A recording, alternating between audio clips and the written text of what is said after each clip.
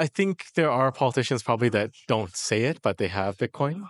Because if they understand the asset class, they might even have it through exposure through things like the ETFs. And they may not even realize it, but they may work with an investor that invests their money for them and they have MicroStrategy. But I think a lot of politicians do have it, but not necessarily are willing to speak about it publicly.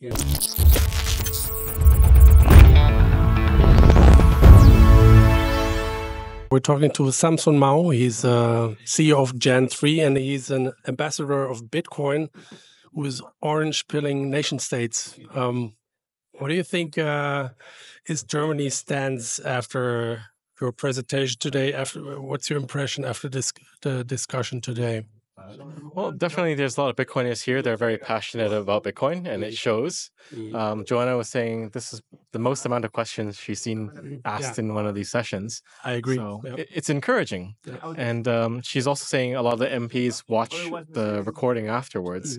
So I think the reaction will come later, and hopefully it'll help the new initiatives that are working their way through the government, like the Bitcoin Bundesverstag.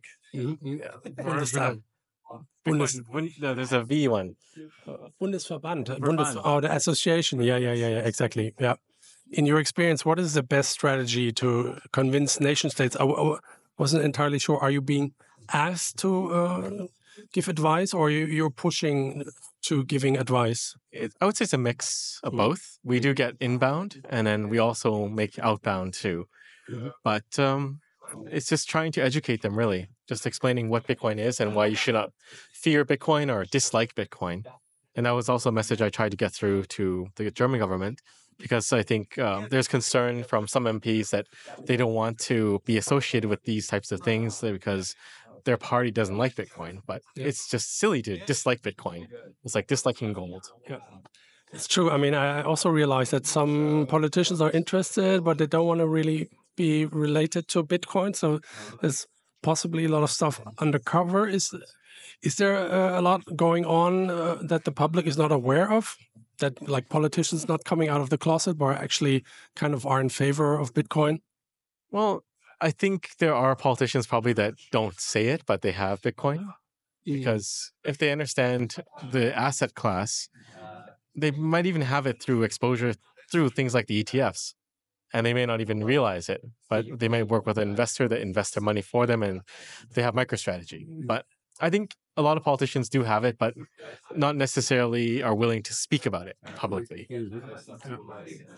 Yeah, and that'll change soon. What do you think? I think so, because Bitcoin is getting more mainstream. You're seeing the discourse around Bitcoin changing with politicians making it a part of their platform. Like Robert Kennedy is my favorite example. He didn't need to speak about Bitcoin. It actually hurt him probably to do so, but he spoke about Bitcoin because he believed in Bitcoin. And I think that's very powerful. Yeah. Other than Donald Trump, he really understood Bitcoin, right? Debatable. At least he's. I mean, Kennedy. Kennedy, yes, I think he understands Bitcoin, and we've been talking with him and a lot of other Bitcoiners too for a while. So he's had a very good education. Trump probably doesn't understand it, but at least he's not against it. Yeah, true. Yeah. What do you think is the next country adopting Bitcoin as legal tender? We have a few in the works, so we'll see. But I still think it's probably Latin America. Yeah, I talked to Maya Parbul recently, but she seems to be a Bitcoiner by herself. You did not orange pill her, right? I think she was already a Bitcoiner, and she decided to run for president of Suriname. Yeah. So, but you were kind of involved before with Suriname, right? Yes. With the current government. Yes. But that didn't work.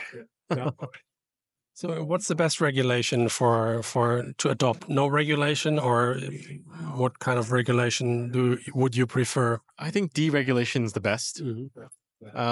Regulating Bitcoin is bound to fail, and trying to regulate without the ability to enforce is usually a bad move because it makes you look powerless. So I would advise governments to deregulate or just remove impediments to Bitcoin. Yeah. Last questions. Do we see more nations adopting Bitcoin as strategic reserve soon? I think that's actually easier than making Bitcoin legal tender because it's something that they directly control and they have power over. Whereas, as we talked about before, giving it to people actually removes power from the government. So I think more countries are more prone to accept it as a strategic reserve. Well, thanks so much for your amazing presentation and for your work. Thank you. Thank you.